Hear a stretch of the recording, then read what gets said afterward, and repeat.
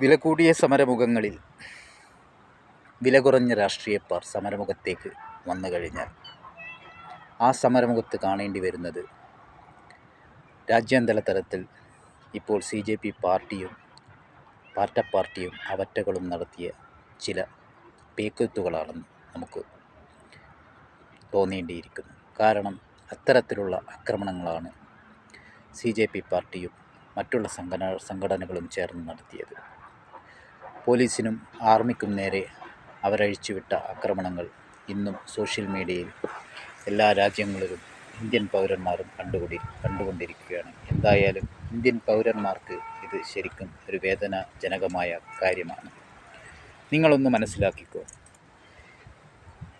Indian നിയമവ്യവസ്ഥയുടെ വില അതെല്ലാ രാജ്യങ്ങളും ബഹുമാനിക്കുന്ന ഒരു നല്ലൊരു നിയമവ്യവസ്ഥയാണ് നമ്മുടെ രാജ്യത്തുള്ളത്.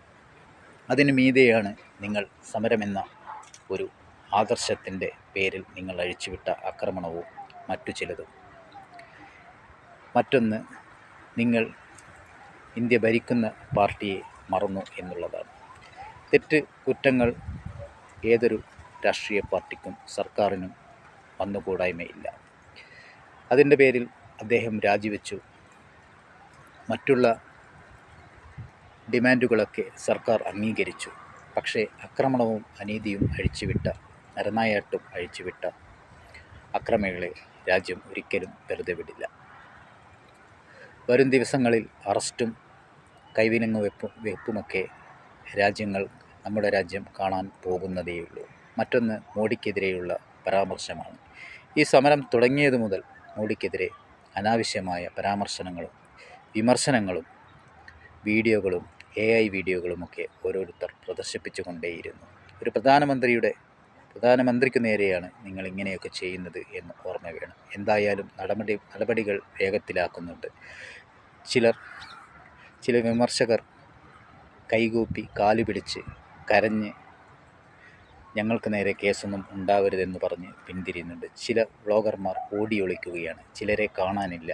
എന്തായാലും കേന്ദ്ര സർക്കാർ ഇതിനെതിരെ മുന്നിട്ടിറങ്ങിയിരിക്കുകയാണ്. മറ്റൊന്ന് പറയാനുള്ളത്, ഇനിയുള്ള സമരമുഖങ്ങളിൽ നിങ്ങൾ കാണിക്കേണ്ട മുൻകരുതലാണ്. ഇതൊക്കെ ഇനിയുള്ള സമരമുഖങ്ങളിൽ കാണിച്ചാൽ സമരത്തിനും വിജയത്തിനുമപ്പുറം നിങ്ങൾക്ക് ചില ശിക്ഷകൾ കിട്ടേണ്ട കാഴ്ചപ്പാട് എന്തായാലും ഉണ്ടാകുമായിരിക്കും. എന്തായാലും സമരങ്ങൾ വേണ്ട എന്നല്ല, പ്രതിഷേധങ്ങൾ വേണ്ട എന്നല്ല, വിമർശനങ്ങൾ വേണ്ട എന്നല്ല, എല്ലാം വേണം. ഇത് ജനാധിപത്യ രാജ്യമാണ്. അതിലുപരി എല്ലാവർക്കും എല്ലാ സ്വാതന്ത്ര്യവും ഉള്ള ഒരു സംസ്കാരമാണ് ഭാരത സംസ്കാരം. അതിലുപരി നിങ്ങൾ മറ്റൊന്ന് കാണിച്ചു കഴിഞ്ഞാൽ നിങ്ങൾ നിയമത്തിന് മുന്നിൽ കീഴടങ്ങിയേ പറ്റൂ. കാരണം നരേന്ദ്രമോദി ആരെയും വെറുതെ വിടാൻ പോകുന്നില്ല.